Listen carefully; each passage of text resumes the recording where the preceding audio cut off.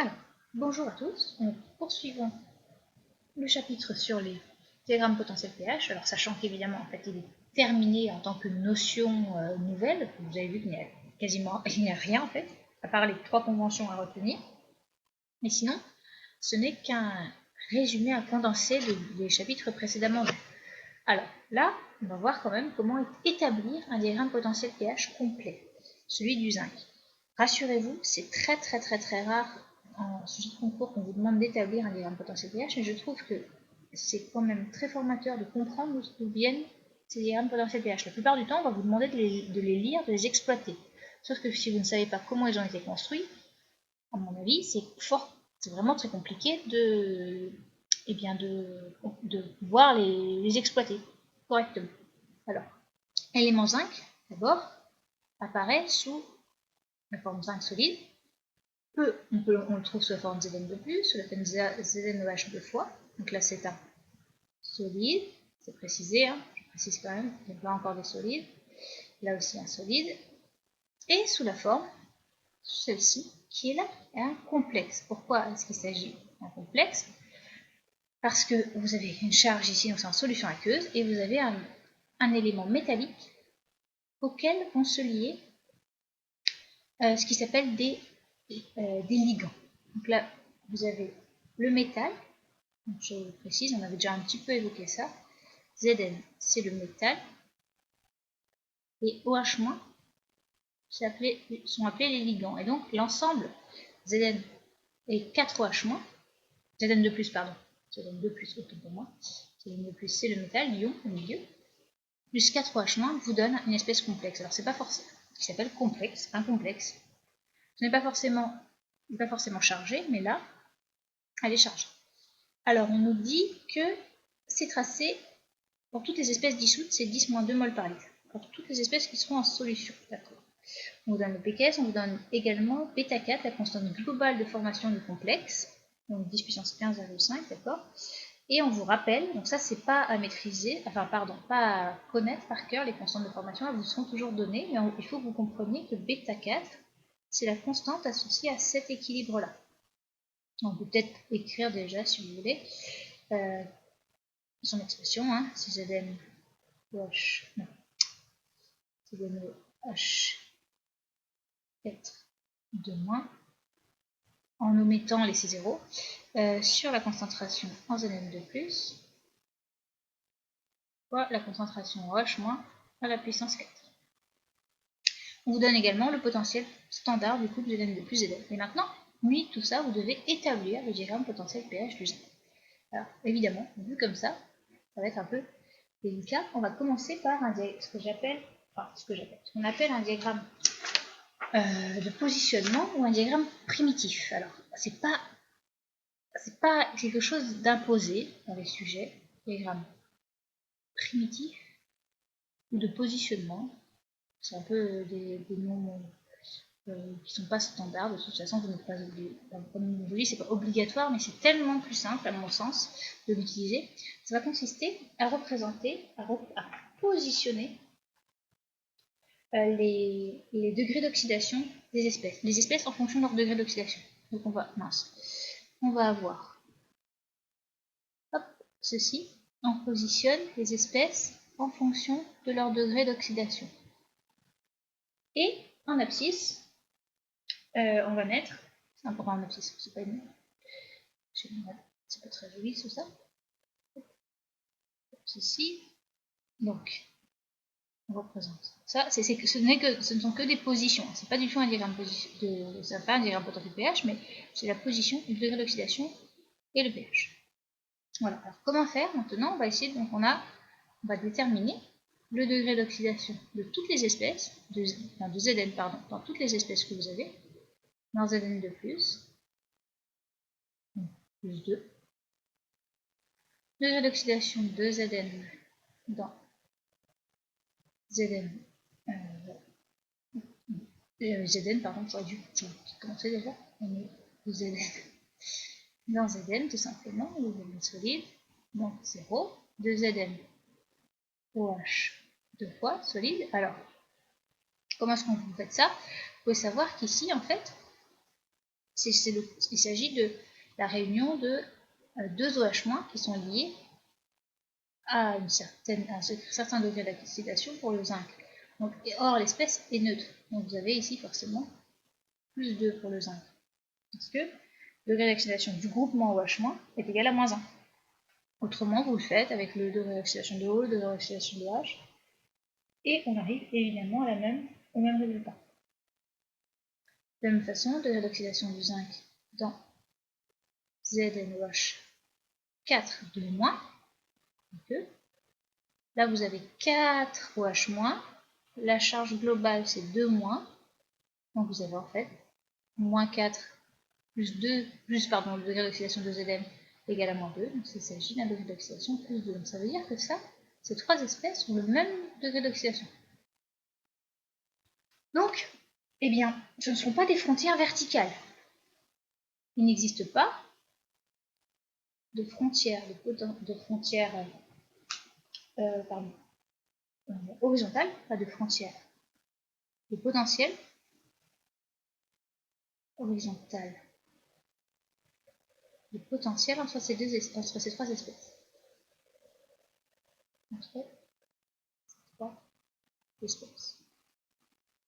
Ce seront des frontières de pH. Frontières de pH, et ce seront des frontières verticales.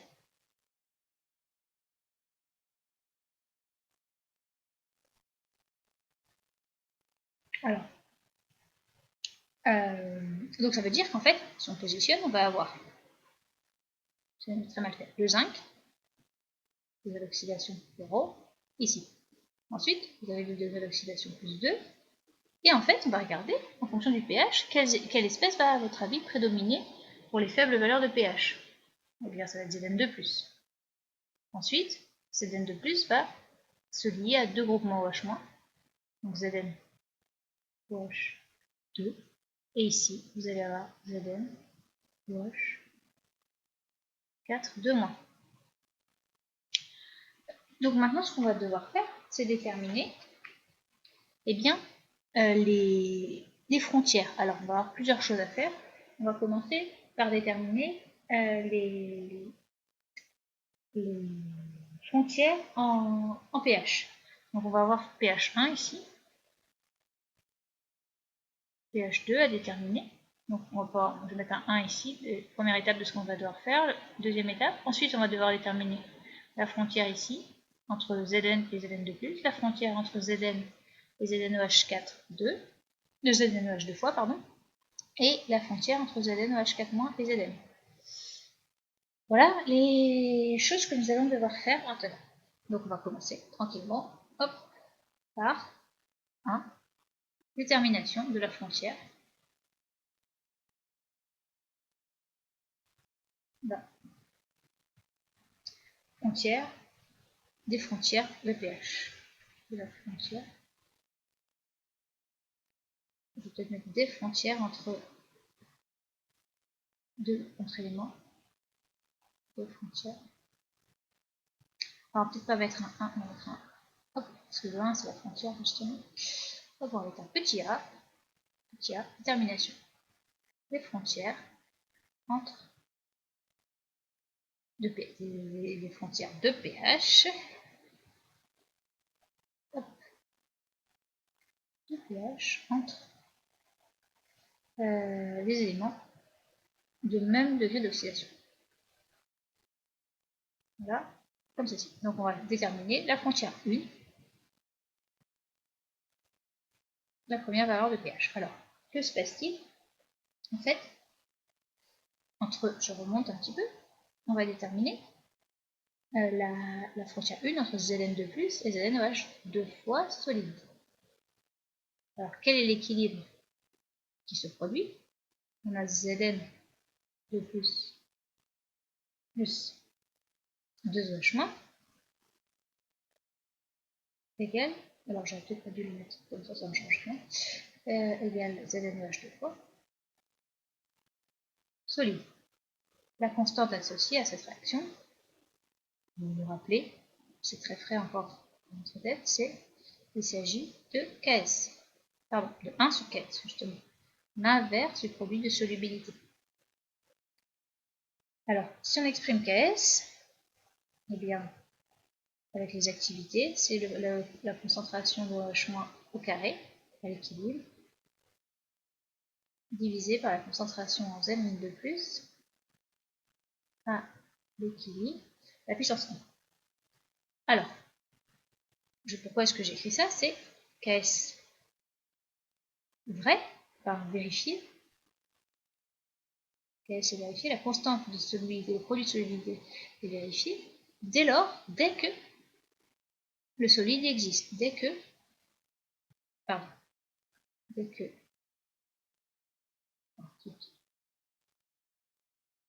Zn OH deux fois est présent.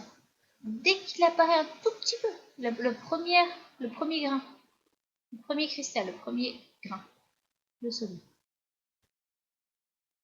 Donc à la frontière, on sait, c'est-à-dire ZnOH deux fois se forme juste,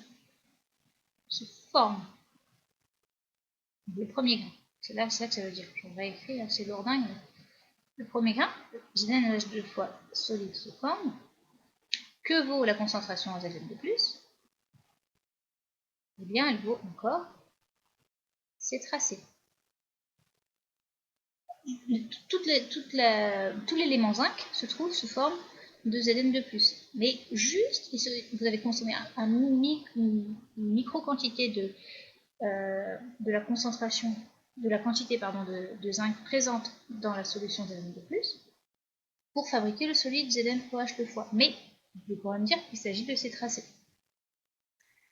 Alors, donc maintenant, eh bien, qu'est-ce qu'on peut dire? On a le pH. Alors, comment est-ce qu'on peut faire?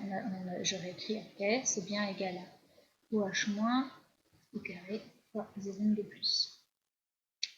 Nous, ce que l'on cherche, c'est le pH 1. Le pH 1, c'est moins log de H3O+, entière. Donc, en fait, il suffit de dérouler ce qu'on a vu pour exprimer H3O+, en fonction de OH-, parce que OH- est présent, il suffit d'isoler. Il y a eu sur OH- ici, à la frontière.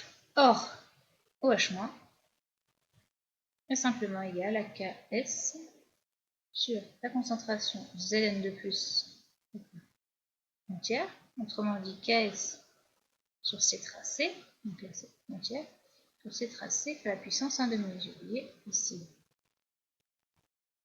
À la puissance 1,5. Ce qui nous donne pH 1 égale à moins log de Ks sur. Non, on est en train de faire la même chose que l'autre jour en bêtise. Donc Ke sur Ks 1,5, C tracé 1,5. Donc sur C tracé. Alors, bon, j'aurais dû le remonter, ça va. Donc on a tout simplement PKE plus log de KS plus log de KS sur C tracé à la puissance 1,5. Autrement dit 14. Donc on a dit que c'était combien le KS, le PKS, il est de. Je reprends ma valeur. Hop, 10 puissance. 10 puissance 17. 10 puissance moins 17. Donc PKS. Donc moins PKS sur 2. Je vais écrire tout ça. Donc plus. Non, moins log de C tracé, moins 1,5. Le log de C tracé. J'aurais pas dû réécrire 14 ici. Je remets. Regardez vraiment une expression littérale. Parce que vous avez trop tendance à passer au numérique directement. Donc 14 moins. Alors, on a dit 17.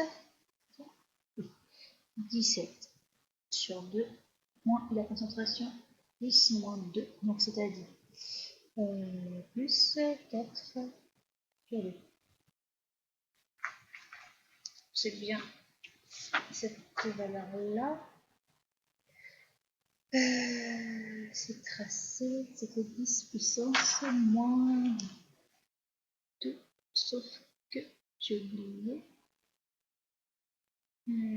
qu'il s'agissait, ici évidemment, j'ai oublié qu'il s'agissait de... non, c'est bon. Non, c'est quel de plus. Ça, c'est vrai. C'est tracé en demi, donc ça nous donne une valeur. Alors, qu'est-ce que j'ai dit 4 4, ça fait 10 moins 4, hop là. J'ai dû y aller un peu vite. C'est 10 moins 2, log de 10 moins 2, c'est bien 2, et qu'on a 10 moins 2, ça nous donne simplement 14 moins 8,5, 8 moins 8,5 plus 1, autrement dit 6,5. Donc, la première frontière, on l'a trouvée, pH1 égale 6,5. Maintenant, détermination de pH2, de la même façon.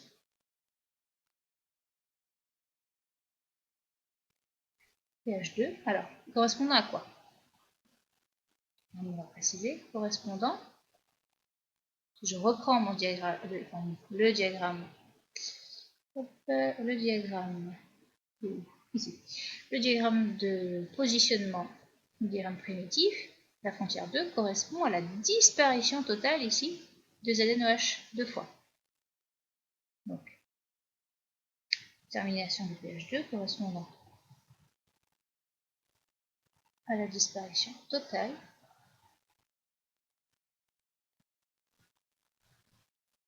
de ZNOH 2 fois solide. Bon, donc maintenant il faut exprimer l'équilibre correspondant à la disparition totale. Donc lorsque ZNOH 2 fois disparaît, on a, juste au moment de la disparition, on a en fait Zn. Qu'est-ce qu'on peut écrire comme équilibre? Il faut qu'on écrive l'équilibre en présence. Donc on a ZNOH 2 fois plus 2 OH- égale Zn OH 4 2 moins. Donc cette constante ici, cette équation résulte en fait de quelle équation? En fait, vous avez bien, donc là on l'appelle R, celle-ci, vous avez obtenu à partir de quoi? Eh bien, il faut essayer de combiner les équations. Donc on sait qu'on a ici, si on part de Zn OH 2 fois égale à Zn de plus 2 OH moins, on est pas mal. Et on a également, pour former ce complexe ici, d'après ce qu'on nous a donné, Zn de plus 4 OH moins égale Zn OH 4 2 moins. Donc là, si on appelle celle-ci la 1, celle-ci la 2, R est égal à la 1, la somme 1 plus 2. Donc ici, la constante associée, c'est le produit de solubilité, Ks, mise en solution du solide. Et ici, vous avez tout simplement bêta 4. Donc la constante K, je vais mettre prime, est égale à Ks fois bêta 4, tandis que vous sommez les deux réactions. Alors on peut faire le calcul, alors c'est-à-dire 10 puissance 10 moins 17, 10 puissance, c'est 15,5. 15,5, autrement dit 10 puissance moins 1,5. Ça, alors maintenant qu'est-ce qu'on remarque? Qu'est-ce qu'on peut remarquer quand même? Donc là on a écrit ce qu'on observait, on va observer ça, à la disparition du solide.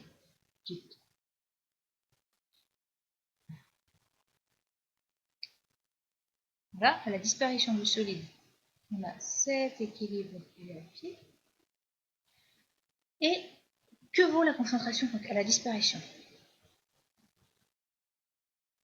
Juste au moment où il y a encore, je vais préciser que c'est un CG du solide, à la disparition au moment de la disparition de ZNOH 2 fois solide, il y en a encore un grain, si on peut dire, entre guillemets. Donc on a donc K' vérifié. Et en plus, qu'est-ce qu'on peut dire? Au niveau de la concentration en ZnOH, ZnOH4 que vaut-elle? En fait, on a vu que les constantes on a vu tout à l'heure que la constante de formation de ZnOH 2 fois, elle valait 10 puissance 17, très très très élevée. Et la constante de disparition, eh bien, elle est... alors, vous allez dire, là, on ne peut pas conclure 10 puissance moins 1,5. Mais en fait, eh bien, si on fait l'hypothèse que ZnOH 2 fois a complètement disparu, en quoi ZnOH 2 fois a disparu en ZnOH4 2-. Donc tout ce qu'on avait formé, et là pour le coup la constante était très élevée, est égale à la concentration qu'il y avait en Zn2+ initiale, elle-même égale à ses tracés. Donc tout l'élément zinc en fait, c'est vraiment à la disparition de ZnOH. Au moment où il disparaît, et juste encore un petit grain, la concentration complexe est égale à la concentration initiale, alors je ne sais pas pourquoi j'ai mis un 0, initiale, et qui est égale à ses tracés. Et alors, muni de ces deux éléments-là, on va pouvoir dire, en fait, si on exprime K', qui est donc égal à OH- au carré fois Zn2+. Non.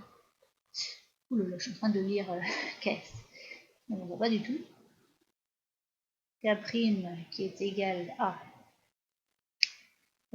la concentration en ZnOH4-, ZnOH4 entière,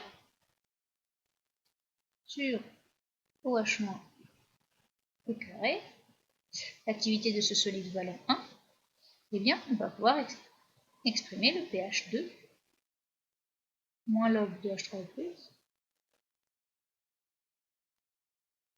autrement dit, moins log de KE sur OH-, et OH- étant égal à ZnOH, donc ZnOH4 2-, autrement dit, c'est tracé sur K'.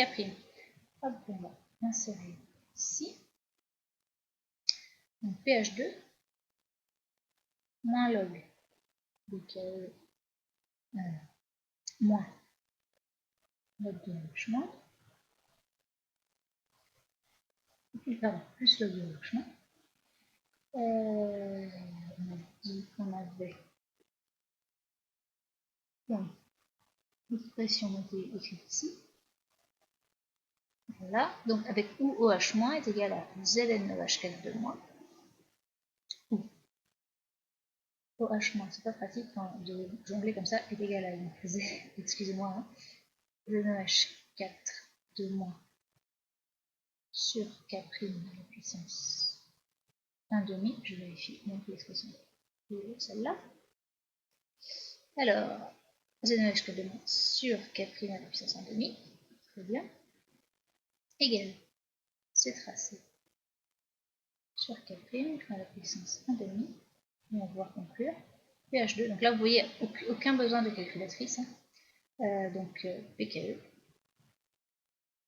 plus log de c'est tracé sur K', donc égal à 14 plus log de c tracé c'est 10 puissance moins 2 sur K' à 10 puissance moins 1,5 à la puissance 1,5, 14 plus log de 10 puissance moins 0,25, donc ça fait 13,75 pour la valeur du pH. Donc en fait, étant donné que le pH de l'eau, les solutions aqueuses vont être, les pH vont être bornés entre 0 et 14 en solution aqueuse, et eh bien on va avoir une très petite zone de mouvement, entre guillemets, de mouvement pour voir disparaître totalement ZnOH 2 fois. Alors on va arrêter la vidéo là pour maintenant. Vous pouvez évidemment enchaîner sur la suivante.